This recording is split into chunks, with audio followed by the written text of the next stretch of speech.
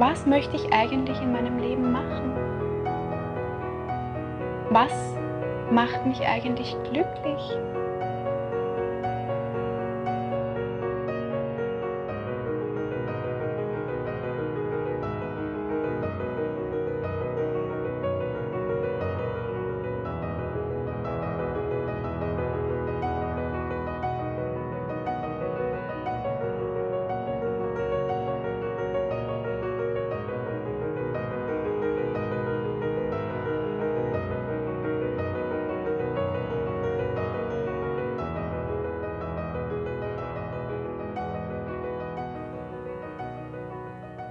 Meine Mutter hat immer gesagt, ich soll erstmal Ordnung schaffen, weil mit Ordnung hat man gleich einen viel klareren Überblick. Ordnung. Ordnung ist das halbe, nein, was sagen wir? Ordnung ist die halbe Miete.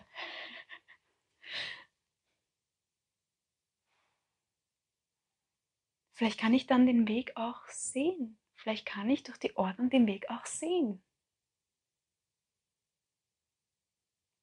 Vielleicht hilft es mir, meine Gedanken erst zu ordnen, meine Dinge erst zu ordnen, um dann den Weg zu sehen.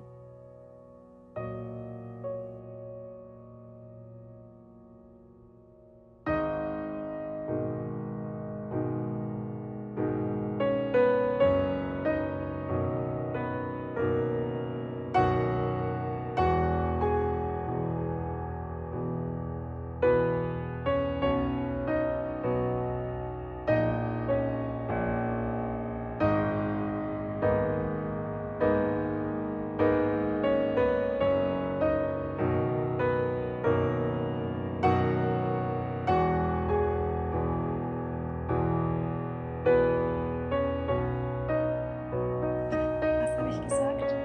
Mit Träume? Träume. Träume. Ah.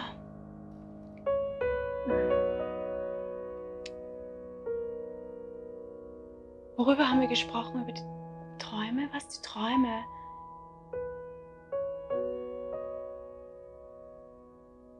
Ich habe schon als Kind so viel geträumt. Ja, und wohin hat mich das gebracht? In diese Situation, in der ich nicht einmal mehr weiß, was ich überhaupt im Leben machen möchte. Ich bin so dankbar für diverse Momente im Leben, wo es einem halt nicht gut geht, wo man wirklich an meinem Boden ist, weil man dann aus diesen Momenten so viel Kraft schöpfen kann. Und genauso ist es auch, wenn ich jetzt dran denke, nach dem Verlust meiner damaligen Frau, nach dem Tod, wie dann das Leben plötzlich wieder aus allen Ecken und Enden auf mich zugekommen ist. Und ich es auch zulassen habe, dass es da vor 2, 3 Jahren meine alte Leidenschaft, das Schreiben, quasi wieder aus mir herausgesprudelt ist und ich gar nicht anders können habe, als wieder meine Emotionen zu Papier zu bringen, intuitiv das kommen zu lassen, was kommen will. Und ich so erfreut habe damit, weil das eine total starke Ausdrucksmöglichkeit ist für mich und weil ich daran Spaß habe, weil mich das erfüllt.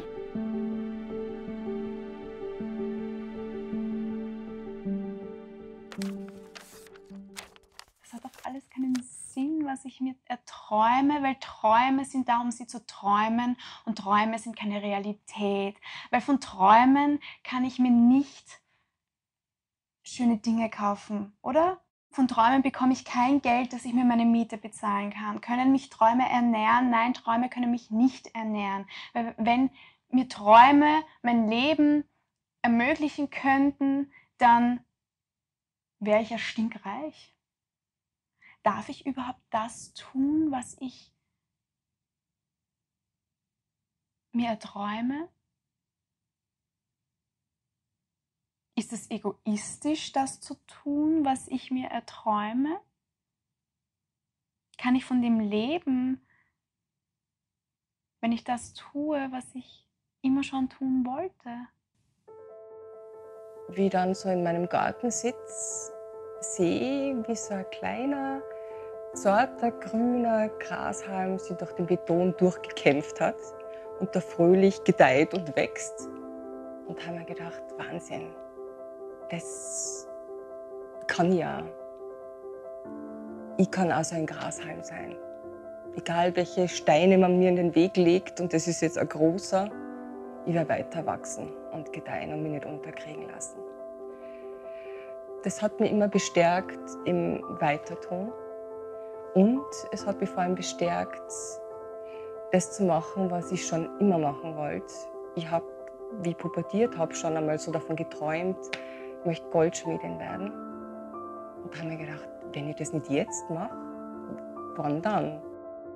Und ich kann jetzt all das, was in meinem Kopf von Ideen drinnen ist, von Schmuck und Kraft und umsetzen in meinem Schmuck. In meinem Kopf ist ein Chaos.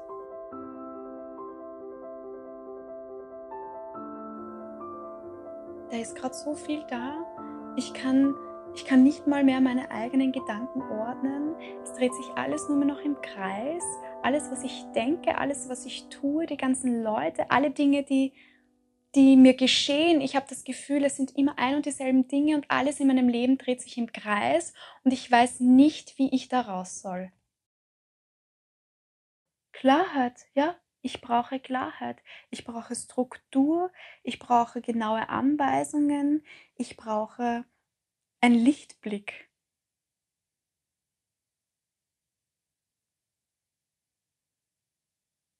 Vor allem ein Weg, ein klarer Weg. Und dafür hole ich mir jetzt Hilfe.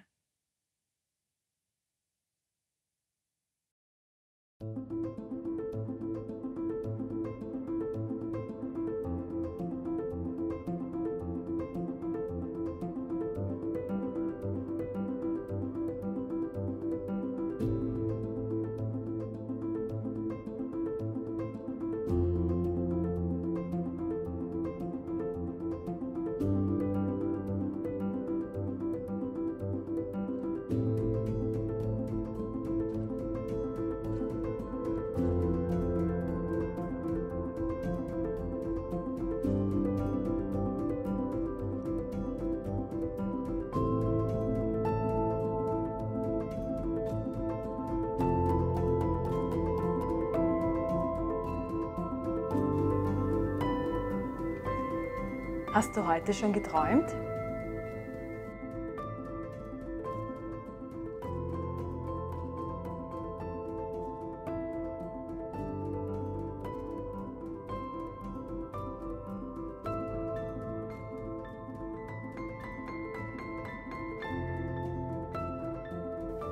Wenn ich träume, dann darf ich wandeln.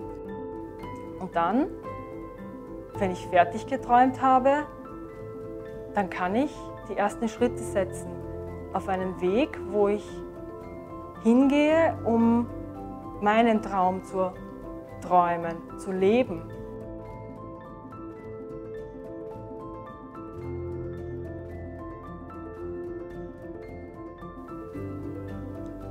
Dann gehe ich meinen Weg, egal wie er aussieht. Hauptsache, ich tue das, was mir Freude macht. Wovon habe ich immer schon geträumt? Ich habe immer schon davon geträumt, auf der Bühne zu stehen.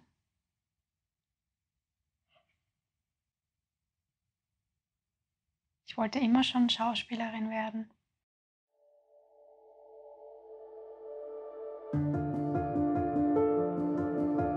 Mein Weg. Ich bin ihn so lange alleine gegangen. Ich habe so vieles schon ausprobiert. Und ich weiß einfach nicht mehr weiter.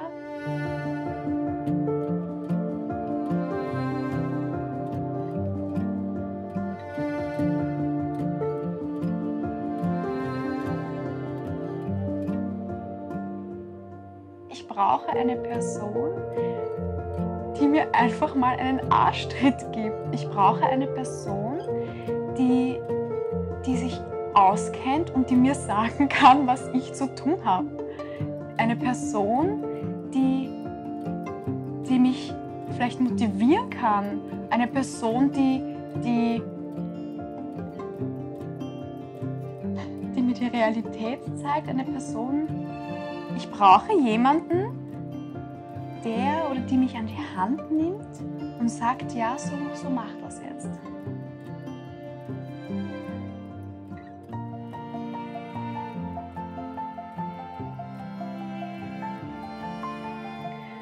Man hat mir immer gesagt, dass ich nicht gut genug bin und dass ich das sowieso nicht schaffen werde, was ich in meinem Leben machen möchte.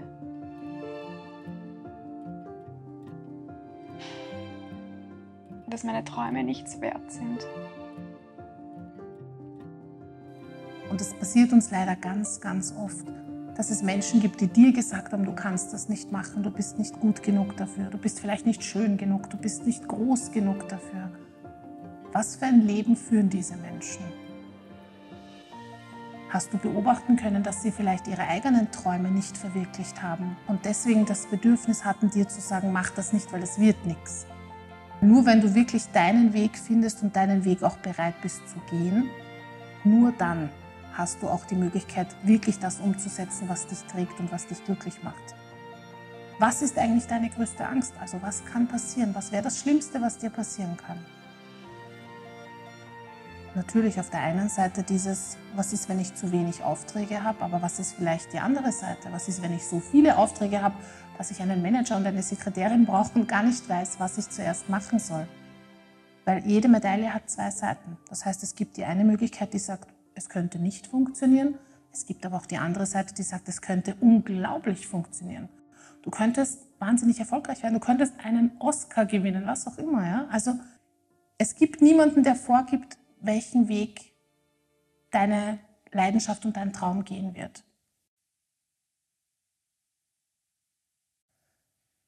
Also die Frage, die wir uns stellen sollten, ist nicht, kann ich es machen, sondern die Frage, die du dir vielleicht stellen könntest, ist, was ist, wenn ich es nicht mache? Was ist, wenn du es nicht machst, weil du dir denkst, es wird vielleicht nichts? Was ist, wenn es was geworden wäre, aber du hast es nie umgesetzt? Was ist, wenn es ein Riesenerfolg gewesen wäre, aber du hast es nie probiert? Also vielleicht mal die Frage anders herumstellen. Nicht, was ist das Schlimmste, was passieren kann, sondern was ist das Beste, was ich verpasse, wenn ich es nicht tue? Und ich kann dir aus eigener Erfahrung sagen, die Dinge, die ich mit Leidenschaft gemacht habe und mit Liebe gemacht habe, die wurden immer Selbstläufer. Da sind auf einmal Menschen zu mir gekommen, Resonanzen zu mir gekommen, wo ich mir gedacht habe, um Gottes Willen, wo kommen die alle her? Wo waren die letzten 10 Jahre? Aber es war einfach dieses mit so viel Liebe in etwas hineingehen, dass es mich getragen hat. Und das hat dann auch diesen Traum getragen.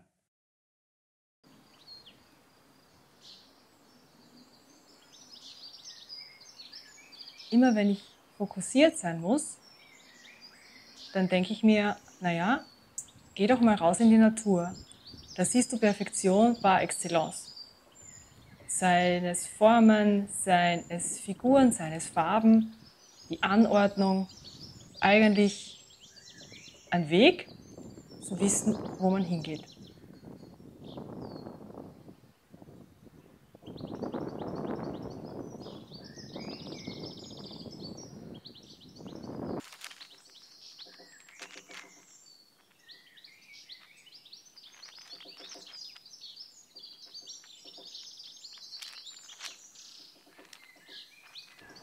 Das stimmt. Was passiert, wenn das, was man tut, klappt?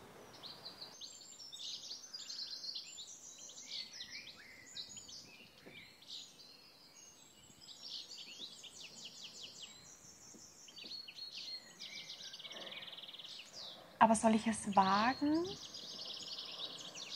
Soll ich all diese Kraft, all diese Energie wirklich auf mich nehmen, um meinen Traum, Schauspielerin zu sein, zu ermöglichen?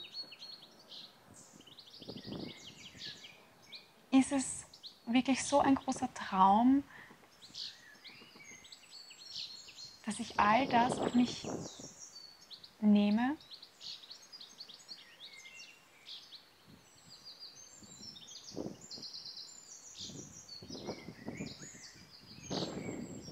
soll ich wirklich diesen steinigen Weg gehen?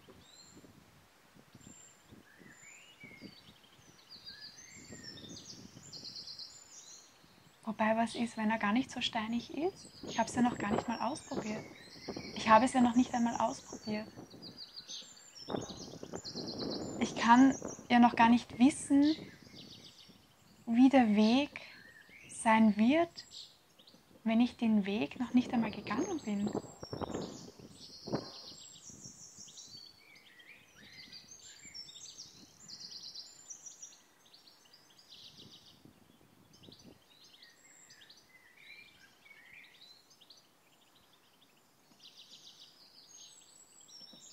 Was ist, wenn ich das, was ich wirklich machen möchte, auch wirklich erreiche?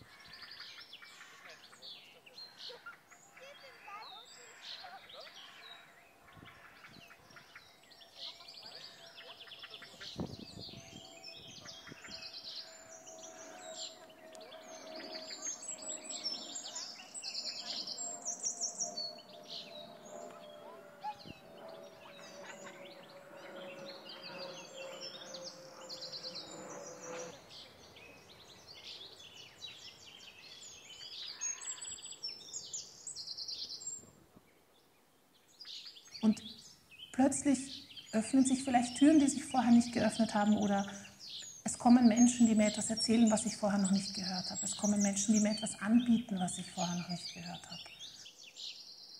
Das stimmt, ich bin eigentlich nie alleine. Es gibt immer Menschen, die bereit sind zu helfen, und es gibt immer Menschen, die ein offenes Ohr haben, und es gibt immer Menschen, die da sind, die mich an die Hand nehmen und die an meiner Seite stehen, egal wie es mir geht. Ich kann mich gut erinnern, besonders am Anfang meiner Selbstständigkeit habe ich sehr stark gezweifelt und habe meinen Mann bewundert, wie der immer mit sehr viel Selbstvertrauen seine Projekte angegangen ist. Der war einfach überzeugt davon, er schafft es und hat nicht daran gezweifelt. Ich denke mir, man muss immer ausprobieren und nicht aufgeben. Und gerade wenn es besonders schwierig ist, ist es nachher so wahnsinnig befriedigend, dass es klappt. Ich glaube, das Schlimmste ist, wenn man alt ist und dann bedauert, es nicht gewagt zu haben. Einfach tun, ins Tun kommen, das ist das Wichtige. Nicht zu viel denken, sondern das Herz sprechen lassen und sich wagen, ja, sich vorwagen und ausprobieren.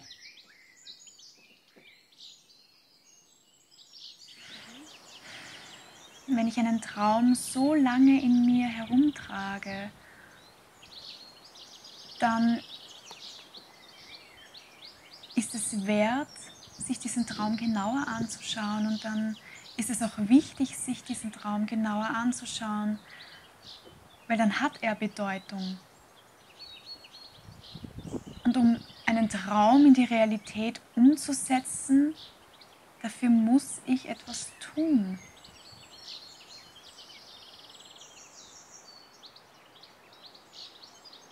Kein Mensch wird als Profi geboren, aber man kann sich selbst zum Profi machen.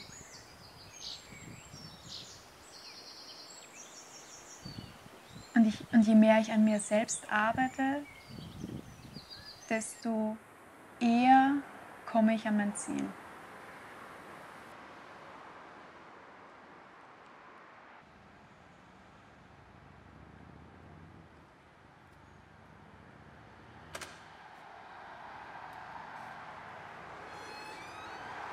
Wenn wir erkennen, wo wir Opfer unserer eigenen Systeme und Gewohnheiten werden, wenn wir wissen, was uns stark macht und was uns wirklich wichtig ist, sehen wir, was in einer Situation noch möglich ist und welche Rolle wir darin spielen können. Durchs Ausprobieren habe ich gemerkt, das gefällt mir und das ist es oder das könnte es sein. Und was ich daraus gelernt habe, war auch, dass man was ausprobieren muss, also wirklich tun. Und erst im Tun merkt man, ob das einem Spaß macht oder nicht. Also das ist eigentlich, liegt auf der Hand oder ganz leicht, aber vorher habe ich mir halt überlegt, was könnte ich tun und was könnte es sein, was mir mehr entspricht. Ja, und durchs Nachdenken kommt man nicht weiter, ne? Wie wichtig dieser zwischenmenschliche Kontakt ist, dieser Kontakt zu sich selber, wo wieder der Körper mit ins Spiel kommt und die Emotionen, dass man das spürt, dem Raum gibt, dem Raum geben kann, das zulässt.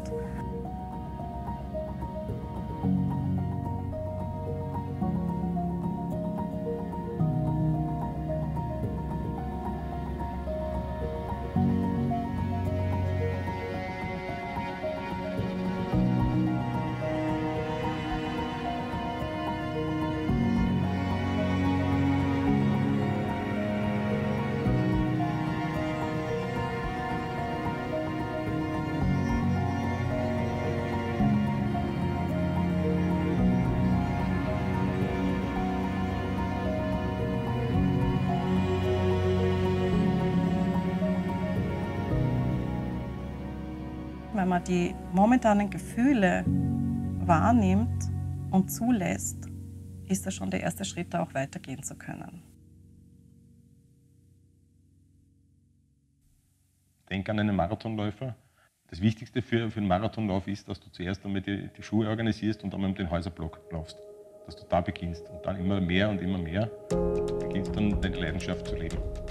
Und was immer du machen möchtest, fang an.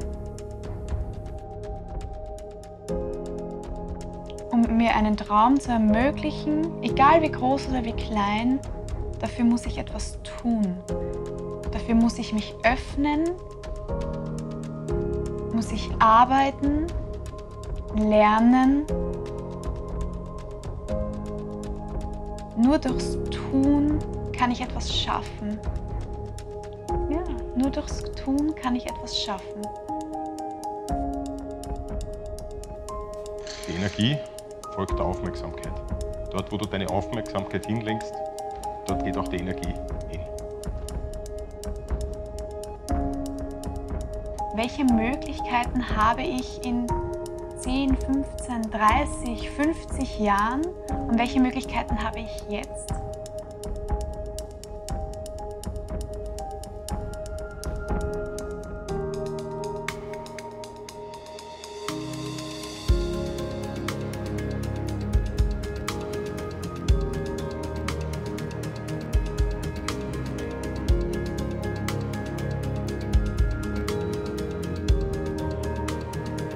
Welche Möglichkeiten habe ich in 10, 15, 30, 50 Jahren und welche Möglichkeiten habe ich jetzt? Lass dich durch nichts und niemand aufhalten, geh deinen Weg. Wenn ich etwas machen möchte, dann muss ich es jetzt tun, denn ich weiß nicht, was in Zukunft passieren wird, aber ich weiß, dass ich jetzt bin und jetzt lebe und jetzt träume und all das ist wertvoll und wichtig.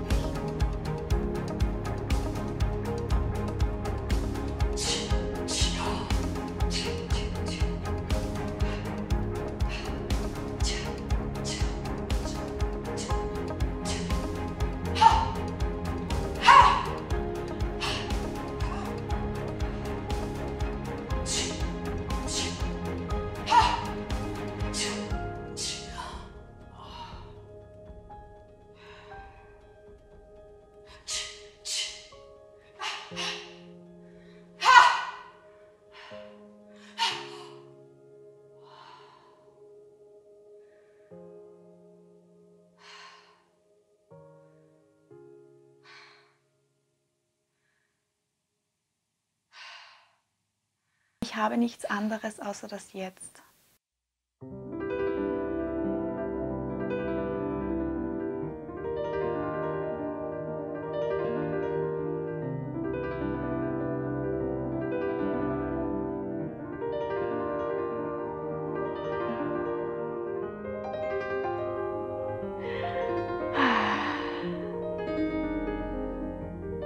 Die Träume zu leben heißt, einfach mal zu vertrauen. Das heißt, einfach mal etwas zu wagen und zu vertrauen, dass es gut geht.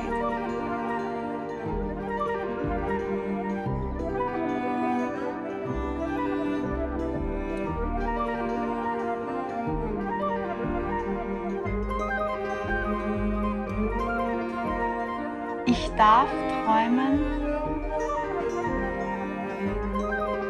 und ich darf was aus den Träumen machen. Und das, was ich mache, das ist gut